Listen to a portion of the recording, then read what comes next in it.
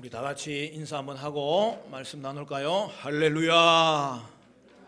오늘도 생방송으로 드리는 모든 처소 가운데 또 예배위원으로 예배하는 모든 심령 가운데 그 가정 가운데 여러분의 계획 가운데 하나님의 놀라운 은혜와 평강이 충만하게 임하기를 축복합니다. 자, 18문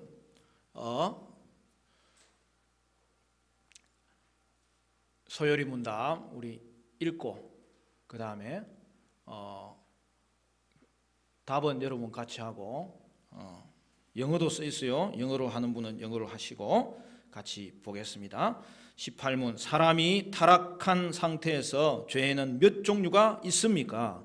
원죄와 자범죄의 두 종류가 있는데 원죄는 아담이 최초로 지은 죄에 대한 결과를 사람이 태어나면서부터 물려받은 것으로서 죄책과 원의의 상실과 인간 본성 전체의 부패이며 자범죄는 이 원죄에서 나오는 모든 실제 죄들입니다.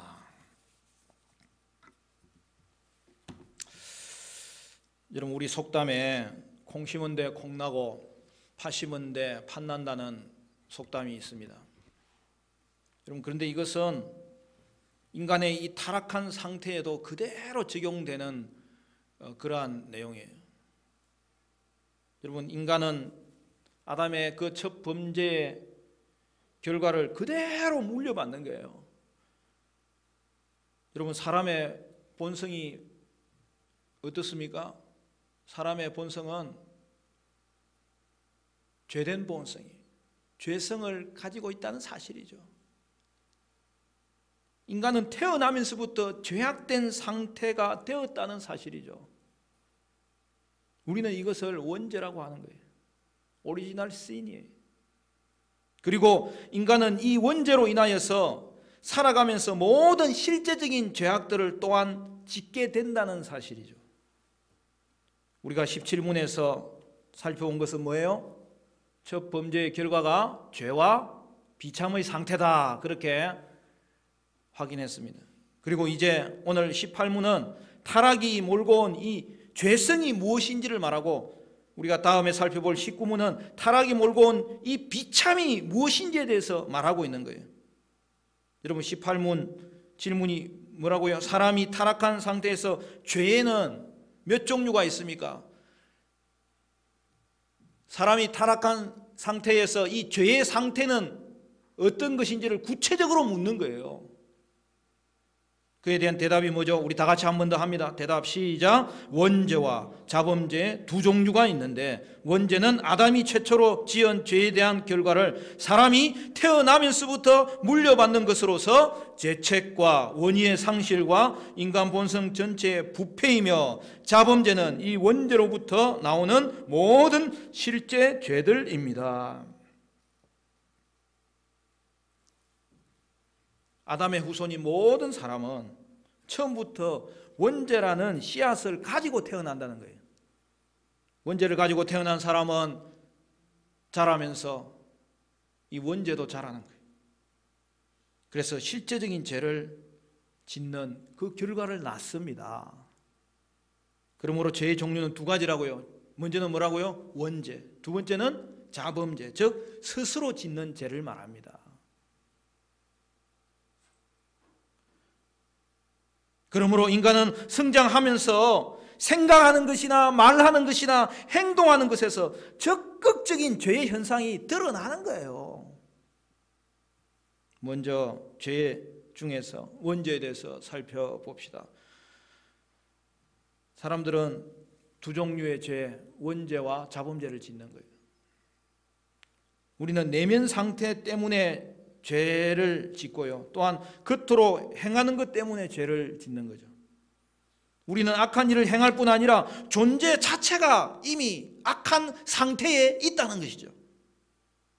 결국 우리가 죄를 짓는 이유가 뭐예요? 우리 내면의 죄악 때문이라는 거죠. 이게 원죄예요. 오늘 많은 사람들은 자신이 선하게 태어났다고 믿고 살아요. 가만히 내버려 두기만 하면 모든 사람이 항상 친절하게 행하고 사랑을 행하고 그릇된 일을 절대 하지 않을 것이라고 생각하는 것을 좋아하는 거예요. 사람들이 나쁜 일을 하는 이유는 그저 다른 사람이 학대하기 때문에 반발로 그렇게 한다는 거예요. 환경이 좋지 않기 때문에 그렇게 한다는 거예요.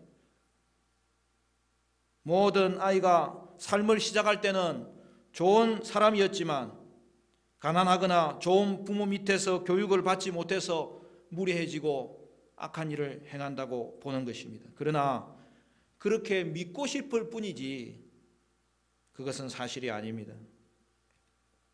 어떤 아이가 사고를 치고 경찰서에 잡혀갔어요. 면회온 부모가 경찰관을 보고 자기 아이는 나쁜 짓을 했을 리가 없다고 말합니다. 자기 아이는 뭔가 잘못됐더라도 친구를 잘못 사귀어서 그런 것이라고 말합니다. 자신 아이는 절대로 나쁜 아이가 아니라고 말하는 거예요. 그런데 나중에 알고 보니까 자기 아이가 사고를 친 거예요. 자기 아이 때문에 도리어 친구들이 물던 것이 드러납니다. 그런데도 어떤 부모는 끝까지 핑계를 대는 걸 볼 수 있습니다.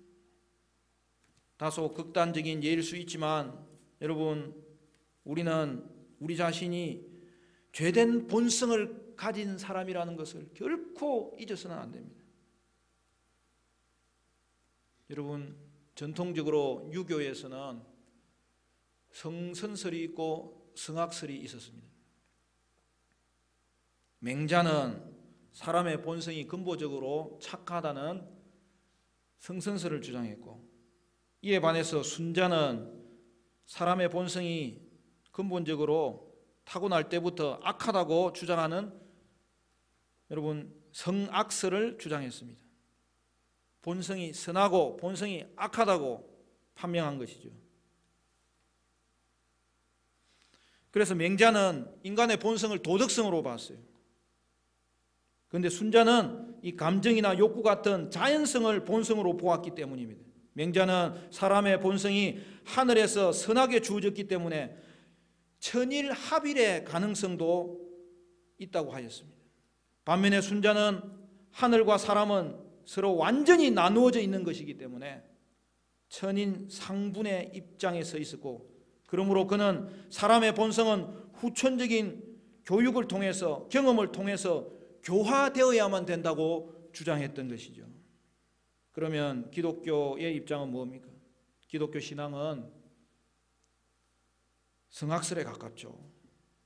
사람의 속성은 전적으로 부패했다는 거예요.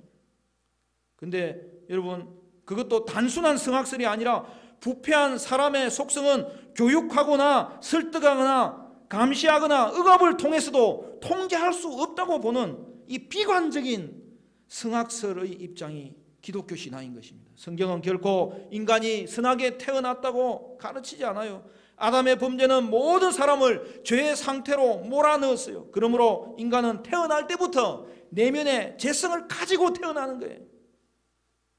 이것이 바로 원죄라고 부르는 내용입니다. 오늘 5절 말씀, 다윗이 바세바를 범하고 나서 그가 고백할 수밖에 없었던 사실은 자기는 어느 날 그냥 잘못 발을 디뎌서 죄를 지은 게 아니더라는 거예요. 자기가 죄 덩어리더라는 거예요. 언제부터? 우리 5절 말씀 같이 읽어볼까요? 5절 다 같이 시작. 내가 죄악 중에서 출생하였으며 어머니가 죄 중에서 나를 잉태하였나이다. 날 때부터 자기가 죄인이라는 것을 고백하는 거예요. 원래 선한 사람은 아무도 없다는 거예요. 아이들도 죄인으로 태어난다는 거예요. 그러므로 사랑하는 성도 여러분, 우리는 죄를 지었기 때문에 죄인이 아니라 죄인이기 때문에 죄를 짓는 것입니다. 소연이는 원죄의 내용을 3가지로 요약하고 있어요. 그 3가지 내용이 뭐죠? 원죄의 내용이 죄책과 원의의 상실과 전적 부패예요. 아담은 자신의 죄를 이후에 있는 모든 인류에게 물려주었어요. 그러므로 아담 때문에 우리는 모두 죄책을 가지고 태어난다는 거예요. 이제 좀 더 구체적으로 죄를 정의하는데요. 여러분, 인간은 태어날 때부터 죄에 대한 책임을 져야 되는 존재로 태어난다는 거예요. 죄값을 치러야 되는 존재로 태어난다는 거예요. 또한 우리는 죄를 가지고 태어날 뿐 아니라 아담 때문에 무언가 상실한 채로 태어나는 거예요. 하나님이 인간을 창조할 때는 의롭게 창조하셨습니다. 우리는 그것을 원의라고 하는 거예요.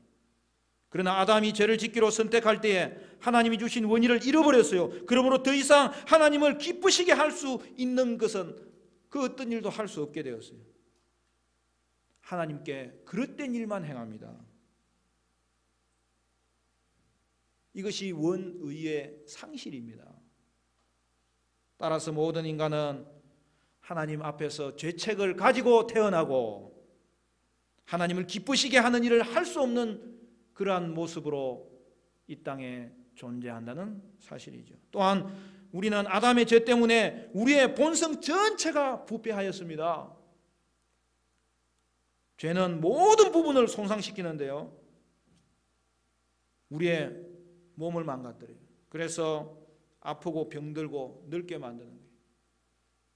죄는 우리의 정신 또한 손상시킵니다. 하나님이 주신 지성을 가지고 악한 생각을 하고 나쁜 계획을 세우는 거죠. 우리의 정신이 손상되었으므로 스스로는 하나님의 말씀을 이해할 수 없는 지경에 이르렀습니다. 무엇보다도 우리의 마음이 죄 때문에 망가졌어요. 하나님은 우리에게 감정을 주셔서 하나님 사랑하도록 선한 일을 행하도록 그렇게 할 수 있기를 바라셨으나 우리의 마음과 감정이 죄의 상태에 있기 때문에 미워해야 될 것은 사랑하고 사랑해야 될 것은 미워합니다.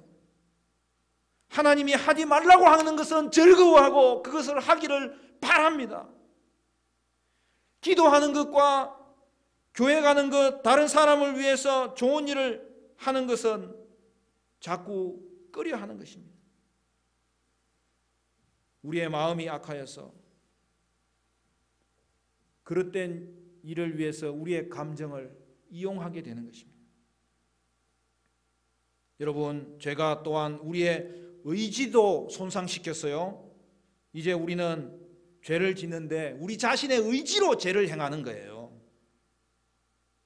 우리에게 선한 부분이 여전히 많이 있긴 하지만 우리의 몸과 지정 이의 모든 부분이 죄 때문에 손상되었다는 사실입니다. 그리하여 우리는 하나님이 주신 모든 것을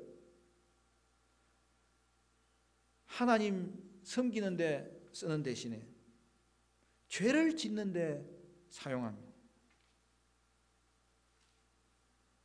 우리는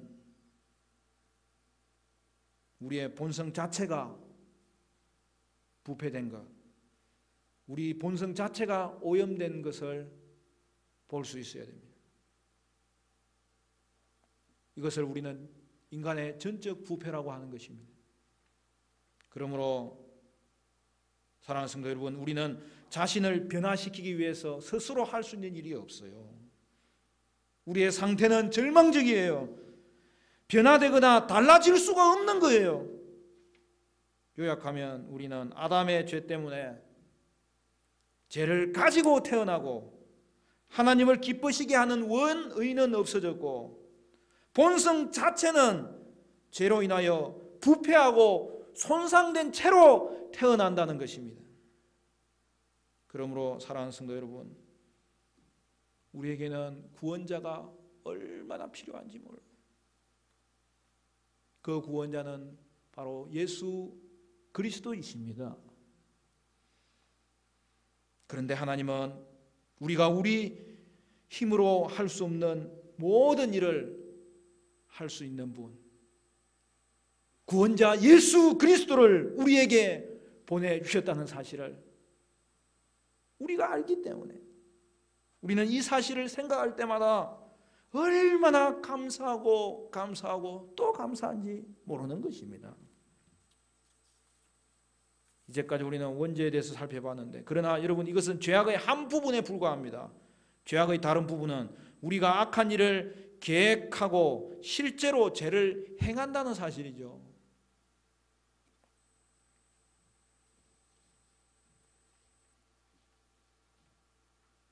죄가 마음에만 머물러 있는 게 아니에요. 그 죄가 우리의 행동으로 나타난다는 사실이죠.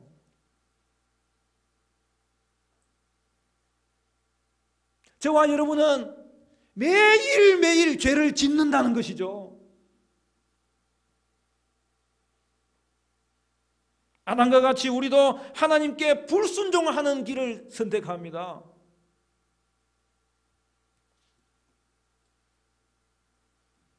여러분, 죄인입니까?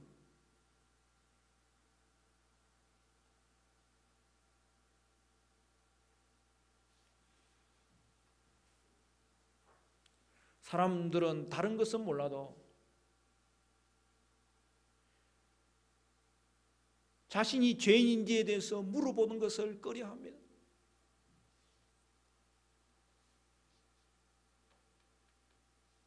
물론 단도직입적으로 죄인이냐고 묻는 것은 예의가 아닐 수 있습니다. 그러나 반드시 이 질문은 받고 대답하고 넘어가지 않으면 안 되는 가장 중요한 질문입니다. 여러분, 죄인입니까?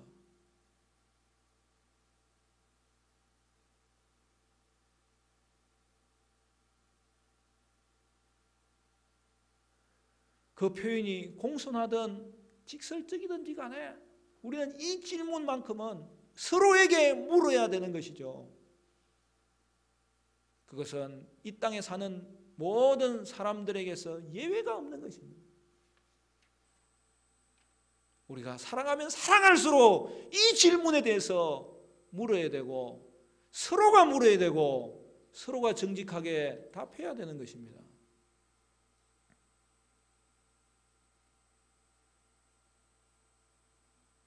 여러분, 얼마나 많은 죄를 지으셨습니까? 하루에도 죄를 몇 번씩이나 짓고 있습니까?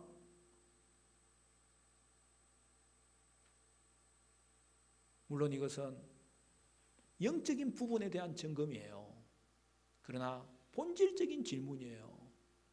그리고 이 질문 앞에서 답하지 않으면 우리에게는 아무런 희망이 없는 그런 존재가 될 수 있는 긴급한 질문이고 꼭 필요한 질문이에요. 제가 새가족반 성경 공부하면서 이 부분 다룰 때에 제가 이런 예를 듭니다.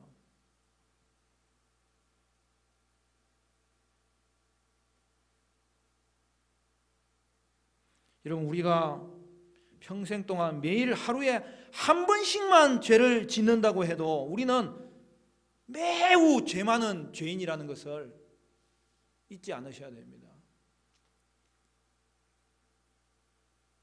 그런데 여러분, 어때요? 우리가 하루에 한 번만 죄를 짓습니까? 우리는 마음으로 죄를 짓고, 말로 죄를 짓고, 행동으로 죄를 짓고, 같이 죄를 짓고, 은밀하게 죄를 짓고, 오늘도 다윗이 말한 것처럼 자기가 출생하기 전부터 죄덩어리라는 것을 고백하지 않을 수 없는 거예요.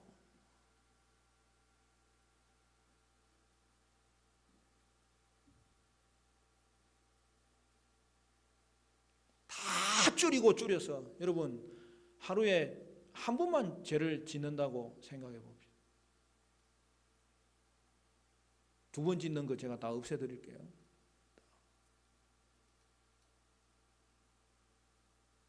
그러면 그래도 준비가 되죠. 그럼 1년에 몇 번 죄를 지어요? 365번. 10년이면요.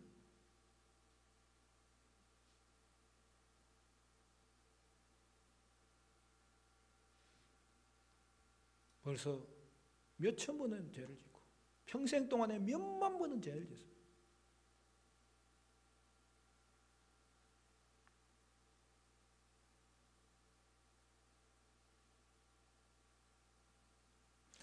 그러므로 우리는 죄인입니다. 우리는 죄인으로 태어났을 뿐 아니라 우리 스스로도 죄를 짓는 실제 죄인입니다. 우리가 불순종하여 저지르는 구체적인 모든 행위를 생각할 때 우리 모두는 죄인이고 또한 그로 인하여 우리에게 사망이 왔습니다. 사람들은 죄에 대해서 생각하는 것을 좋아하지 않습니다. 하나님은 모든 사람을 사랑하시고 사람들이 죄를 지어도 신경 쓰지 않을 것이라고 생각하는 걸 좋아합니다. 그러나 성경은 하나님은 거룩하셔서 죄로 가로막힌 사람을 사랑하지 못하고 받아들이지 못한다고 말씀하고 있어요. 우리는 두 가지 면에서 죄인입니다. 아담의 죄가 있기 때문에 죄인이고 우리 자신이 선택한 모든 악행으로 말미암아 죄인입니다. 죄를 생각하지 않으면 우리의 마음이 편안할지 모르지만 하나님은 이런 우리를 받아주시지 않을 것입니다. 복 주시지 않을 것입니다. 우리가 자신의 죄를 생각할 수 있을 때 구원자가 얼마나 필요한지를 깨달을 수가 있습니다. 죄의 결과는 사망입니다. 죄인은 거룩하신 하나님의 심판대 앞에 서게 될 것입니다. 이러한 비참의 상태에 대해서는 19문에 가서 살펴보기를 원해요. 그러므로 우리는 하나님 앞에 나올 때에 먼저 자신의 죄인됨을 고백해야 됩니다. 하나님과의 교제는 회개에서 시작됩니다. 사랑하는 성도 여러분, 저와 여러분은 죄인입니다. 이 시간 하나님 앞에서 자신의 죄를 고백하는 저와 여러분 될 수 있기를 간절히 바랍니다. 사랑하는 성도 여러분, 우리는 개인의 죄뿐만 아니라 가정과 공동체의 죄가 있다면 함께 용서를 구할 수 있어야 되고 또한 하나님의 거룩하심을 입을 수 있도록 기도할 수 있어야 됩니다. 물론 저와 여러분은 우리의 죄의 악을 하나님 앞에 고백하고 예수님 믿음으로 원죄가 이미 사라졌고 그로 말미암아서 우리의 과거의 죄와 지금 짓고 있는 죄와 이후의 모든 죄까지도 사라진 하나님의 자녀 예수님의 옷을 입고 거룩함을 인정받는 그러한 자녀가 되었을 수 있습니다. 그러나 사랑하는 성도 여러분, 저와 여러분이 평생 동안 해야 될 일이 무엇일까요? 그것은 우리의 몸은 씻었으나 우리의 발은 아직도 죄악을 붙잡을 때마다 이 자범죄에 대해서는 매일 회개함으로 성령의 도우심을 받아 더욱 성화에 힘쓰시는 저와 여러분이 되었으면 좋겠습니다. 사랑하는 성도 여러분, 하나님을 가까이 하고 그를 즐거워하고 그를 묵상하기보다는 육신의 유익과 즐거움을 쫓아 살았던 모습이 있으면 하나님께 용서를 구하시도록, 죄를 짓고 싶어하는 욕망은 이길 수 있도록, 죄는 멀리하고 하나님은 가까이하며 살도록 하나님 도와주시도록 오늘도 기도하는 저와 여러분 될 수 있기를 주님의 이름으로 간절히 축원합니다.